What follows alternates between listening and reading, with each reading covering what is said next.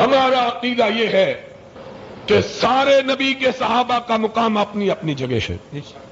کسی کی شان میں تنقیص کی بات کہنا اپنے ایمان کو خراب کرنا ہے. لیکن سب اپنے اپنے مقام پر اپنی اپنی منزلت، اپنی اپنی شان. جو مقام عرش والے نے صدیق کو دیا وہ کسی دوسرے کو نہیں.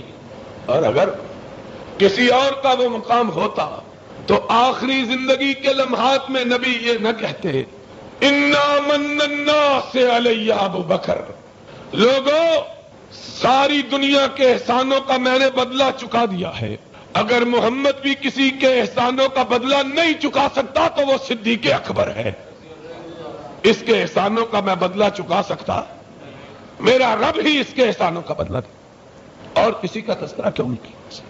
جب بھی کڑا وقت آیا نبی نے ابو بکر ہی کا نام لیا، کسی دوسرے کا نام. ہجرت کی رات میں کس کو بلایا؟ اور امامت کی رات میں کس کو بلایا؟ انتن صواحبات یوسف.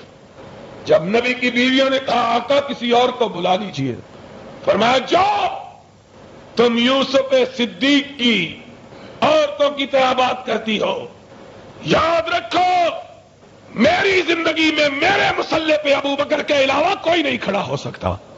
اگر کوئی اور ہوتا تو اس کا نام کیوں نہ لیتے؟ ابو بکر. اور پھر اپنے بھی جانتے ہیں بیگانے بھی. سقیفہ بنو ساعدہ میں جب صحابہ کا اختلاف ہوا امیر کون ہو، اور فیصلہ ہوا کہ مہاجر، ابو بکر کے مقابلے میں کوئی دوسرا نام پیش کرنے کی کسی کو جرأت پتا تھا. اپنوں کی حالت یہ ہے، بیگانوں کی حالت یہ ہے. تاریخ میں، سیرت میں مورخین نے لکھا کہ غزوہ احد کے موقع پر جب کفر لشکر جرار لے کر مدینے پہ چڑھائی کے لیے آیا، سرور کائنات اپنے رفقا کو لے کر ساتھ نکلے.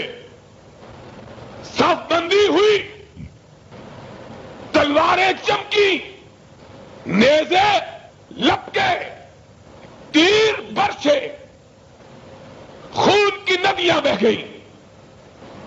کفار کے امیر سالار ابو سفیان نے پوچھا ٹیلے پہ کھڑے ہو کر افیکم محمد، اور لوگوں بتلاؤ محمد ابھی ہے کہ نہیں؟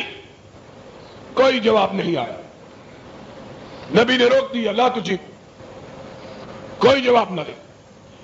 سنو، آنکھیں کھول کر سنو، دل کے دریچوں کو وا کر کے سنو. نبی کے بعد کس کا نام لیا؟ بنو ہاشم کے بڑے لوگ اس جنگ میں موجود تھے. سید الشہداء حمزہ بھی موجود تھے، اور علی مرتضی بھی موجود تھے، ابو عبیدہ ابن جراح بھی موجود تھے، طلحہ بھی موجود تھے، رسول کے پھوپھی کے بیٹے زبیر بھی موجود تھے، بنو ہاشم کے بہت سے لوگ موجود. لیکن کفار کے لشکر کے سالار کس کا نام لیتے ہیں؟ کہا فیکم ابو بکر. محمد کے بعد نام لیا تو صدیق اکبر کا لیا. وہ بھی جانتا تھا کہ محمد کے بعد مسلمانوں میں اگر مقام کسی کا ہے تو صرف صدیق اکبر کا ہے، دوسرا کسی کا نہیں ہے. اپنے بھی جانتے ہیں، بیگانے بھی جانتے ہیں. کہا فیکم ابو بکر. نبی نے کہا کوئی جواب نہ دے، چپ کے رہے. سالار لشکر نے پھر آواز دی اور واضح کیا کہ اسلام میں کس کا کیا مقام ہے. اپنوں کو بھی معلوم، بیگانوں کو بھی معلوم. کہا فیکم عمر. اور لوگوں کیا تم میں عمر موجود ہے؟ جانتا تھا کہ کائنات میں سرور انبیاء کے بعد ابو بکر کا مقام اور ابو بکر کے بعد عمر کا مقام ہے.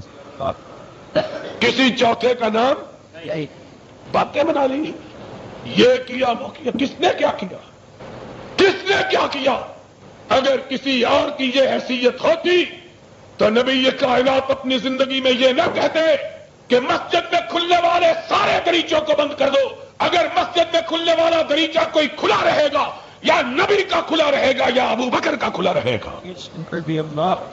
رضی اللہ تعالی.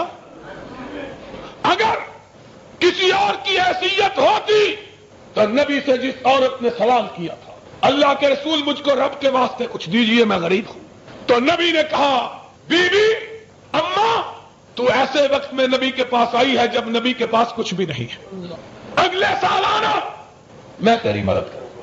کہا اللہ کے حبیب اگر آپ فوت ہو گئے تو پھر کیا کریں گے؟ سنو، نبی نے فیصلہ فرما دیا. فرمایا فاتی ابا بکر، اے بی بی اگر محمد نہیں ہوگا تو محمد کا خلیفہ ابو بکر ہوگا. اس کو کہنا تیرے نبی نے یہ وعدہ کیا ہے، میرا ابو بکر میرے وعدے کو پورا کر دے گا.